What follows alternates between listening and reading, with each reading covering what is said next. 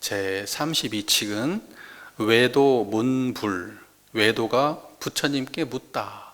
외도 문불, 외도가 부처님께 묻다. 외도라는 게 무슨 말이에요? 외도라는 것은 이제 도 밖에 있다는 거잖아요. 그러니까 그때 외도라는 것은 어떤 뜻이냐면은 불교잖아요. 부처님의 가르침 말고 다른 가르침들, 이게 외도예요. 그러니까 불교 그러면 불교 이외의 다른 종교는 외도예요. 이해가 되시죠? 그러니까 외도라는 말은 절대적으로 뭔가 막 틀렸다 이런 말을 하는 게 아니라 우리와 다른 가르침, 이제 이런 거예요. 그러니까 외도다 그러면 내 입장에서 다른 종교는 다 외도예요. 그러니까 여기에 너무 편견을 갖지 마시고 외도라는 말을 이해하셨으면 좋겠어요. 외도가 틀린 종교다, 뭐 예를 들면 틀린 가르침이다. 물론 그걸 내포하고 있는 말이기는 해요. 하지만 그렇게만 이해하는 것은 약간 좀 다른 종교를 비하하는 말이 될 수가 있으니까 그건 조금 판단을 잘 해서 쓰셨으면 좋겠습니다. 세존에게 어떤 외도가 물었다. 그러니까 불법 말고 다른 가르침을 공부하고 있는 어떤 수행자가 세존께 물은 거예요. 말 있음도 묻지 않고 말 없음도 묻지 않겠습니다. 묻지 않으니까 질문이요? 질문 아니요, 이거. 말 있음도 묻지 않고 말 없음도 묻지 않겠습니다. 이 질문이에요, 아니에요? 질문이요. 말 있음도 묻지 않고 말 없음도 묻지 않겠습니다. 우리 교도님들이 이 말 딱 들으면 말 있고 말 없음에 물들지 않는 자리가 지금 바로 드러나시죠? 그러니까 외도가 갑자기 그렇게 물었어요. 이건 뭐 교도님 더 볼 것도 없네. 바로 알아버렸네. 말 있음도 묻지 않고 말 없음도 묻지 않겠습니다. 외도가 이렇게 딱 말하니까 세존은 자리에 가만히 앉아 있다가 자리에 가만히 앉아 있었다. 세존은 그 말을 듣고 난 다음에 말을 하지 않았어요. 특정한 행동도 하지 않았어요. 그냥 가만히 있었어요. 그 가만히만 있었는데 어떠한 대답도 안 했는데 친절하고 그야말로 자비 넘치게 설명하지도 않았는데 외도가 감탄하며 말했다. 세존께서는 대자대비하셔서 제 어리석음의 구름을 열고서 저로 하여금 깨달음에 들게 해주셨습니다. 참 법문 쉽게 하신다니까. 이렇게 쉽게 법문을 해요?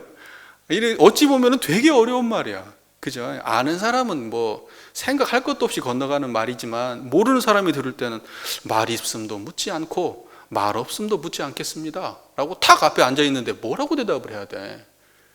그런데 세존은 가만히 있었어. 근데 가만히 있는 걸 보고 대자대비로 자기의 어리석음을 깨우쳐 주셨다. 이렇게 외도가 말을 해요. 자기 스스로. 그리고 난 다음에 뭐라고 말하냐? 그리고 곧 절을 하고서 물러갔다. 아난이 부처님께 물었다. 아난 알죠? 아난존자는 우리 부처님 옆에서 그 수행 비사 아닙니까? 그래가지고 가장 법문을 많이 듣고 부처님 옆에서 가장 오랫동안 보좌를 했던 사람인데 부처님 살아계신 동안에는 깨달음을 못 얻었잖아요. 그러니까 이게 지금 부처님과 함께 있는 시간이 이때는 아난이 깨달음이 없을 때예요. 그리고 난 다음에 지난번에 말씀드렸죠. 부처님 돌아가시고 난 이후에 결집이 이루어질 때 부처님 수제자가 누굽니까? 하여튼 결집이 마하가섭에 의해서 결집이 이루어질 때 그때 이 사람은 500인에서 빠졌단 말입니다. 그런데 나중에 자기 스스로 깨닫고 난 다음에 열심히 그 마음을 보고 깨닫고 난 이후에 들어와 가지고 부처님에게 들었던 걸 내가 이와 같이 들었다. 여시아문 그러면서 쭉 읊고 사람들이 나도 그렇게 들었다 해서 경전이 결집되는 그 계기를 마련한 사람. 다문제일이야. 가장 부처님 말씀을 많이 들었어. 근데도 부처님의 깨달음은 몰랐던 사람이야. 바로 옆에 있었음에도 불구하고. 그런데 그 아난이 부처님께 물은 거예요. 외도가 그렇게 하고 가니까 이게 뭔 상황이지? 이해가 안 된 거예요. 우리 교도님들은 바로 아시잖아요. 거기 알았으면 이 뭘 물었을까 안 물었을까? 그냥 웃고 있었겠지 그냥. 예? 가섭이 그냥 석가모니 부처님의 꽃을 들어 보이니까 그냥 웃었던 것처럼 우리 교도님도 그 안에서 앉아서 그냥 당연히 그렇구나라고 웃었겠지. 하지만 아나는 몰랐어. 그래서 물은 거예요. 외도는 무슨 깨달음이 있었기에 찬탄하고 물러갔습니까? 도대체 뭔 깨달음을 얻은 겁니까? 도대체 저 사람이. 부처님 지금 한 말씀도 안 하셨는데 제가 볼 때는 태존께서 말씀하셨다. 마치 좋은 말이 채찍의 그림자만 보고도 달리는 것과 같다. 이렇게 말했어요. 좋은 말은 어때요? 눈치가 빨라. 그래서 채찍 그림자만 보고도 달려요. 둔한 말은 어때요? 두드러 패도 몰라 뭔 말인가를. 그래서 보통 선가에서 눈치 빠르단 말은 겁나게 상근기라는 말이야.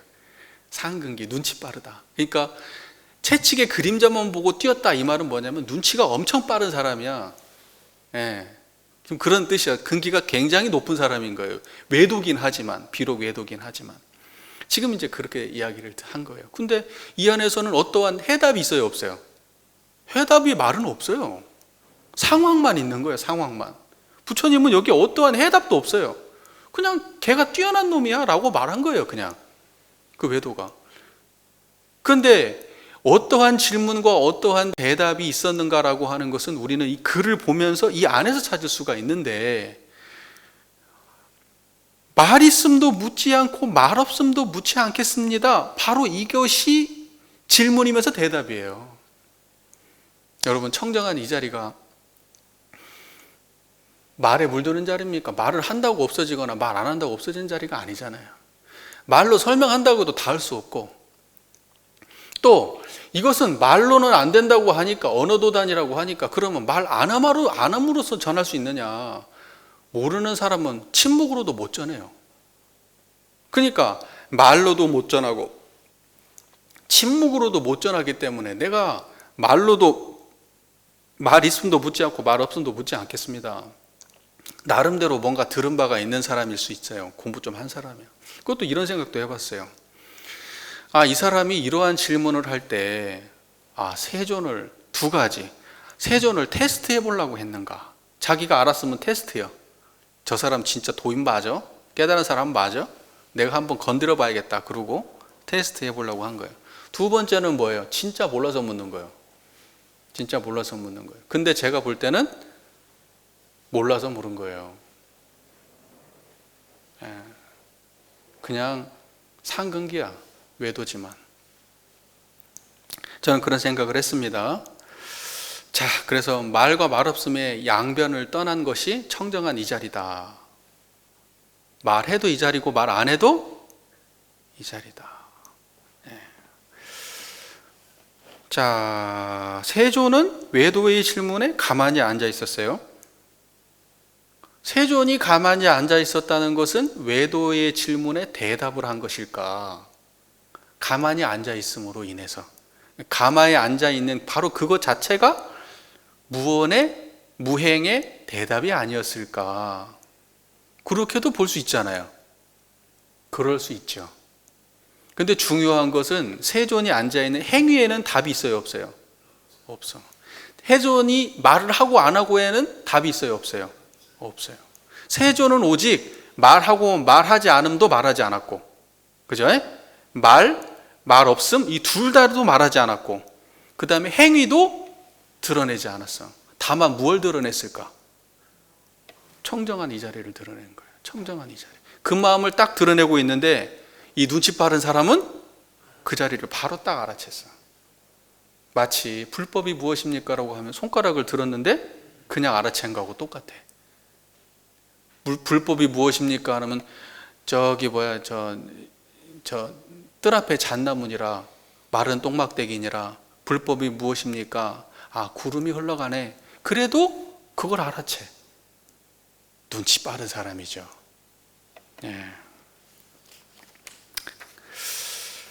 그래서 세존의 어떤 가만히 있는 행동에 어떠한 의미가 있었다라는 그 해석을 한다 그러면 이것은 10만 8천리 멀어지는 겁니다. 그렇게 해석하면 안 돼요. 자, 그래서 여러분도 다 아시겠지만 석가세존이 그냥 꽃을 딱 들어 보이는 행동이나 꽃을 안 들고 가만히 앉아 있는 행동이나 그 행동에는 의미가 있다 없다? 없다. 그것만 아시면 돼요. 오직 청정한 이 자리를 드러낼 뿐이요, 성자들은. 자, 그리고요, 이런 말을 또 드리고 싶어요. 깨달음은요, 차별이 없어요.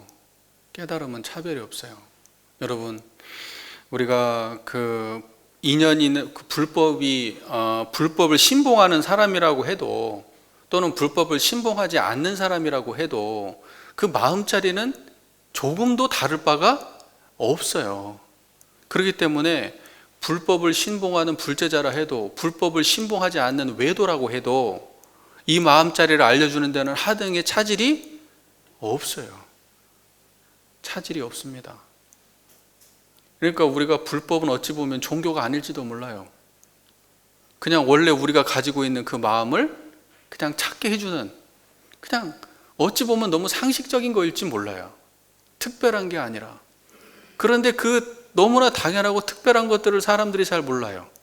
그것이 어찌 보면 우리가 만나야 될 가장 고준한 것인데도 불구하고 너무 일상의 것이라 만나기 어려운 것일지도 모릅니다. 대종사께서는 이런 말씀하셨어요. 정전에 나오죠. 이루어는 일체 중생의 본성이다. 이루어는 일체 중생의 본성이에요. 그러니까 일체 중생은 어떤 사람들이 포함됩니까? 거기는 기독교인도, 피부 색깔이 다른 사람들, 성별이 다른 사람들, 세대와 문화가 다른 사람들, 국가와 종교와 경제가 다 다른 사람들, 그 모든 다 다른 사람들도 전부 다 한 자리예요. 그렇기 때문에 이 자리에서는 차별이 있어요, 없어요? 없어요. 그래서 부처님은 외도가 와도 깨달음을 전할 뿐이에요. 외도가 와도. 여러분들은 어떻게 하셔야 됩니까? 앞으로 만나는 모두를 위해서? 다른 거 필요 없어요. 오직 마음자리 하나 전하시면 돼요. 여기에서 걸리고 여기만 제대로 전해진다면 걸리고 막힐 게 없어요. 왜냐하면 여기는 이미 종교가 아니니까. 종교를 뛰어넘은 자리니까. 그런데 이 자리를 내려놓고 차별로 만난다면 절대 하나가 될 수 없습니다. 무슨 말인지 이해가 되시죠? 석가모니 부처님은 외도를 대하는 그 마음에 차별이 없다. 우리도 그래야 한다. 성품은 차별이 없습니다.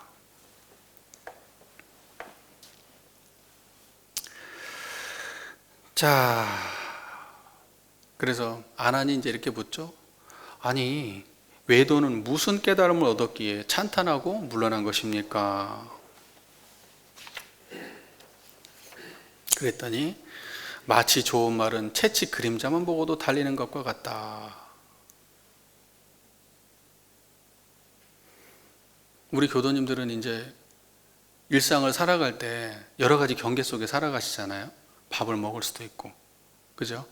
뭐 걸어갈 수도 있고, 물건을 살 수도 있고. 그러면 그때마다 우리 교도님들은 뭐냐면 채찍의 그림자를 볼 수 있는가? 내가 지금 이 사는 이 과정에 청정할 수 있는가? 이제 이거예요. 그렇게 냄새 맡을 수 있으시겠어요? 삶의 모든 순간이 말을 달리게 하는 채찍의 그림자로 와닿는다면 우리의 삶은 항상 수행을 떠나지 않게 됩니다. 그렇죠? 그런데 항상 어때요?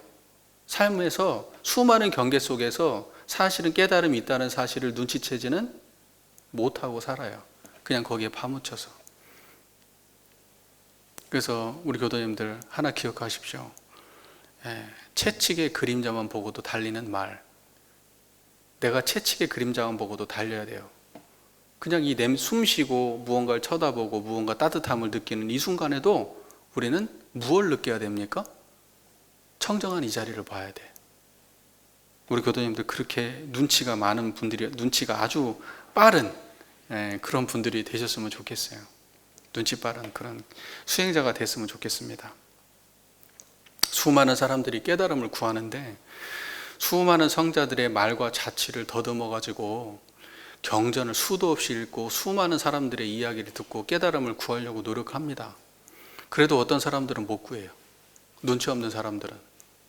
눈치 있는 사람들은 수많은 경전 다 안 봐도 경전의 본질을 꿰뚫어 봅니다. 특별한 깨달음을 얻은 사람을 만나지 않고 일상의 평범함 속에서도 깨달음을 얻습니다. 그게 눈치 빠른 사람들이에요. 우리 교도님들이 그렇게 되시기를 저는 간절히 바랍니다. 저도 그렇게 됐으면 좋겠어요.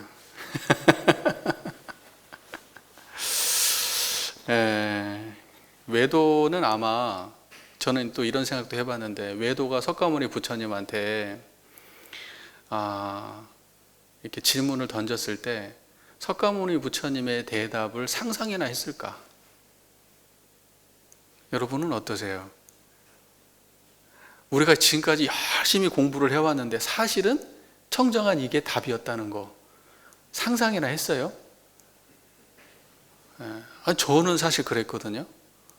열심히 나름대로 공부한다고 해왔는데 설마 이거였어? 설마 이렇게 가깝게 있었다고? 와, 진짜 이 3세의 재불이 다 사기꾼들이구나. 이렇게 가까이 있었던 걸 가지고 우리를 골탕 먹인 거야? 그런 생각을 했었거든요. 그래서 저는 외도가 부처님한테 여러 가지 어떤 이제 질문을 했을 때 자기가 생각했던 어떤 경지에 답이 있었을지 몰라요. 그것은 어떤 언어로 그 답을 언어나 어떤 행위로 들을 수 있을 거라고 생각했을지 몰라요. 그런데 답이라고 하는 것은 없었던 거예요. 그냥 청정한 이거였던 거예요. 그러니까 불법은 그냥 일상입니다. 그래서 찾지 않아야 된다. 찾으면 어긋난다. 그렇게 수도 없이 말을 해대는 거예요. 찾지 마라. 찾으면 어긋난다. 있는 그대로다. 여여한 것이다. 여러분 불법 찾아 헤매십니까? 불법 찾아 헤매면 불법 못 만나요. 찾아 헤매면 못 만나요. 찾아 헤매지 말라고 하니까 그것이 뭔 소린가 그러고 또 찾아 헤매네. 중생들은 그런다니까. 그걸 보고 신심 없다 그래. 신심 없다. 찾아 헤매지 말라 그러면 진짜 안 찾아야 되는데 찾아 헤매지 말라는 게 무슨 말인가 하고 또 찾아 헤매는 게 중생이야.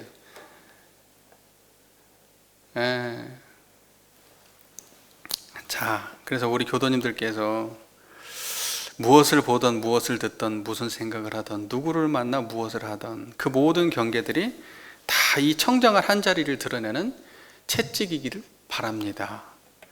이 청정한 한자리가 안 드러나면 아무 의미가 없다. 불법의 의미가 없다. 그걸 우리 교도님께서 명심하시기 바랍니다. 자, 문문의 말 안하는 곧 부처님의 제자인데도 여전히 외도의 견해만도 못하구나. 안하님은 부처님의 제자인데도 불구하고 여전히 외도의 견해만도 못하구나. 말해보라. 외도와 불제자는 거리가 얼마나 떨어져 있나. 청정하십니까? 그만큼 떨어져 있어요. 뭘 얼마큼 떨어져 있어요. 그걸 또 상상하면은 그건 또 이제 또 10만 8천이 멀어지는 일입니다.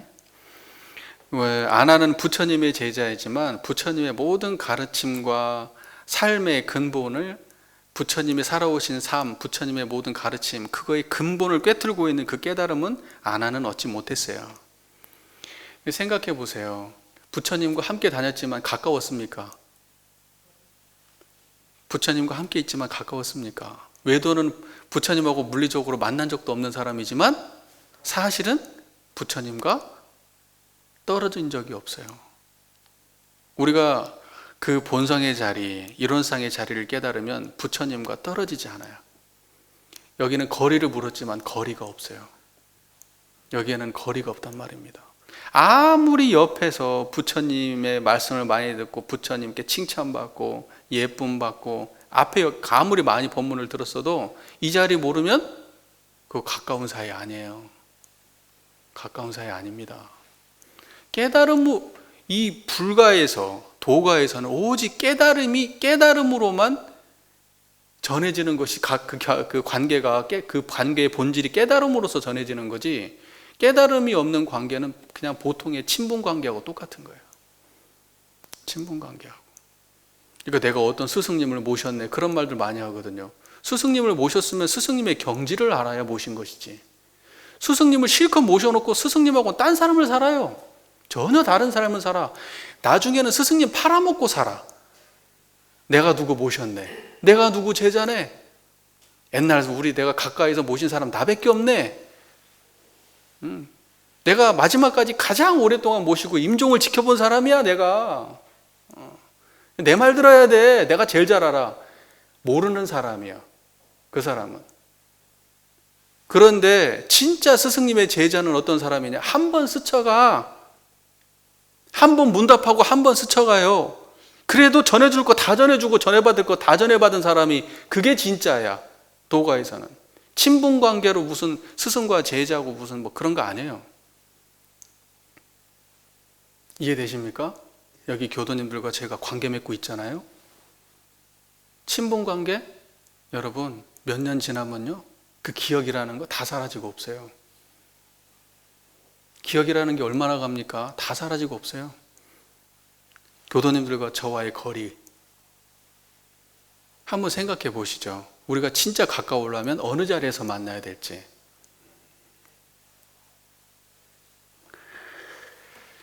자, 뭐 오래 다녔다, 희사 많이 했다, 내 아는 거 많다, 여기에 뭐 교도님들과 교무님들 뭐 인연관계 많다, 그러니까 내가 대종사 심통제자다, 대종사의 깨달음을 나의 깨달음으로 만들지 못하고, 그런 외적인 거, 무슨 오래 다녔네, 무슨 뭐 내가 친하네, 뭐 내가 많이 아네, 뭐 희사 많이 했네, 아무 상관없어요. 그거 오히려 상만 커진 거예요. 상만 커진 거. 오히려 더 멀어진 거예요. 아무 상없는 자리로 다녀야죠. 교당을 다녀도. 교당은, 갑자기 교당 얘기가 나왔는데, 교당은 어떻게 성장하고 어떻게 망하느냐, 깨달은 사람들이 거기 많으면 그 교당은 살아있는 교당이고, 망하는 교당은 뭐예요?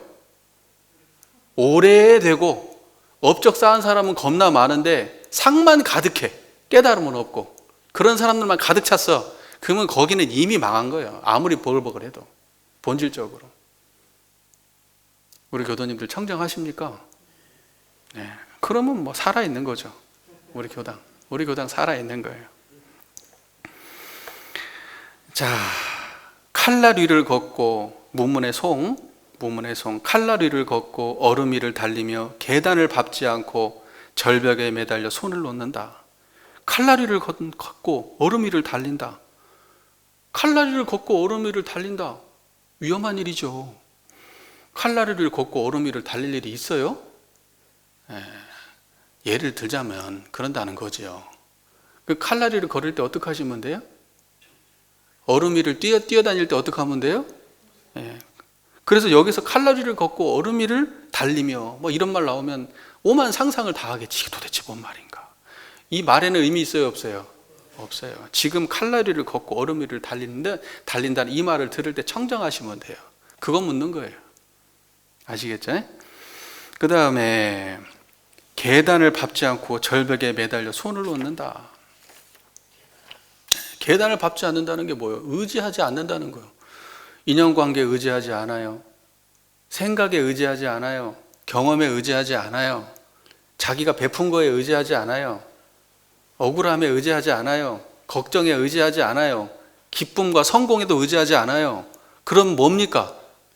청정한 것뿐이에요. 그게 계단에 의지하지 않는 거예요. 계단에 의지하지 않는 겁니다. 그리고 절벽에 이렇게 매달려 가지고 있는데 절벽에서 손 놓으면 죽을 것 같잖아요. 우리가 지금 절벽에 매달려 있다는 게 무슨 말이에요? 절벽에 매달려 있다는 게 인연관계에 매달려 있고, 성공하고 싶은 그 욕심에, 사랑받고 싶은 욕심에, 그죠? 오래 살고 싶은 욕심에, 행복하고 싶은 욕심에, 그것이 인생의 전부인 줄 알고 절벽에 매달려 있는 거예요. 모든 중생들은 그거 붙들고, 그거 놓으면 끝날 거라고 생각해. 그거 뭐 놓으면 완전히 작살이다, 그냥 끝난다, 이렇게 생각해. 그 공포에서 못 벗어나는 거예요. 그게 중생이야. 그런데 매달린 절벽에서 손을 확 떼어버려. 절벽에 매달렸는데 손 떼어버린다고. 그게 뭡니까? 청정한 거예요. 청정하면 모든 번뇌 없잖아요. 번뇌 없는 게 매달린 절벽에서 손 떼는 거예요. 다른 게 아니고. 근데 그렇게 모든 욕망을 내려놓고 나면 죽습니까?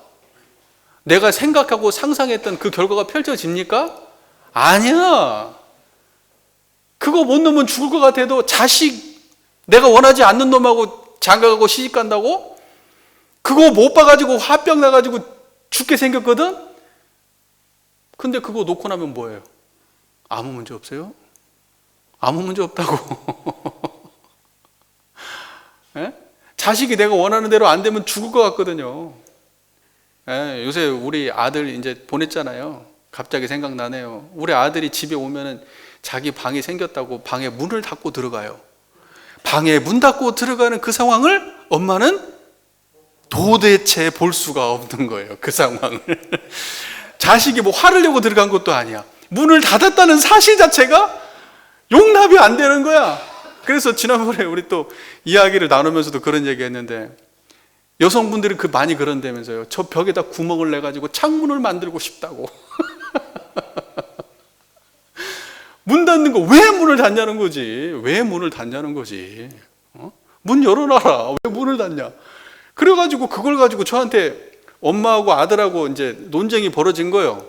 아들은 아니 사생활을 인정해 줘야 되지 않냐. 문 닫는 게 뭐가 문제냐. 엄마는 왜 문을 닫냐. 제거야. 그래가지고 저한테 이제 아빠 오면 물어보자 그렇게 된 거예요. 그래서 제가 가서 그랬어요. 정토한테. 아니 사생활을 존중해 줘라. 그게 뭐가 문제냐. 문 닫는 게. 괜찮다. 아무 문제 없다. 그래서 정토가 이제 설득이 됐어요. 그래서 아빠랑 이야기를 해본 결과 문 닫는 거에 터치하지 않기로 했다. 참 그게 뭐라고. 닫겠다고 용 쓰는 놈이나 닫지 말라고 용 쓰는 사람이나 그거 뭐라고. 그게 우리가 그러고 산다니까. 우리 삶이라는 게 별것도 아닌 거 가지고 놔버리셔요. 자식도 놔버리고 남편의 사랑, 뭐 부인의 사랑 다 놔버리셔요. 자력 없는 사람들이 하는 소리야 다. 내가 부족해서 내가 자력이 없어서 사람들한테 의지하고 사니까, 계단이 아니면 올라갈 수 없으니까 그 계단에 의지하고 절벽에 매달려가지고 의지해서 살아가는데 그거 내려놔야 돼요. 그거 온불교에서 자력양성이라고 하는 거예요. 그거 내려놓고 나면 의지하지 않게 되면 마음에 걸리고 막힐 게 없어. 의지하고 있으니까 그거 떠나가면 죽을 것 같아서 난리치고 있는 거예요. 중생 사는 게 그래요. 그러니까 지금 무문선사가 얘기하는 거예요. 계단도 딛지 말고 매달린 절벽에서 손을 떼어버려라 이거예요. 그게 뭐냐? 청정한 거예요. 청정해.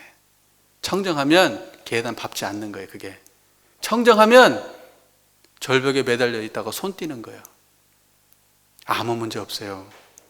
아무 문제 없습니다. 거기서 해방되고 나면 자유입니다. 우리 교도님께서 꼭 그랬으면 좋겠어요. 그래서 우리 교도님께 삶에 막막한 어떠한 그 경계에 처해가지고 한 치 앞도 안 보이는 경계에 처해가지고 내가 여기 아니면 죽을 것 같다, 이거 놓으면 끝날 것 같다라고 붙들고 있는 그 무엇이 있다면 청정한 자리에 의지해서 놓아버리세요. 그거 놓고 나야 그 다음에 다른 것이 있어요. 아시겠죠? 어떻게 놓으면 돼요? 어떻게 놓으면 돼요? 청정하시면 돼요. 어떻게 놓으면 된다고요? 청정하면 돼요. 그게 부처님께 의지하는 길이고, 부처님께 귀의하는 길이고, 부처님께 도움받는 길이고. 아시겠죠? 그렇게 부처님께 의지하십시오. 자, 우리 교도님들 오늘 유익한 시간이 되셨는지 모르겠습니다. 네, 경청해 주셔서 감사합니다.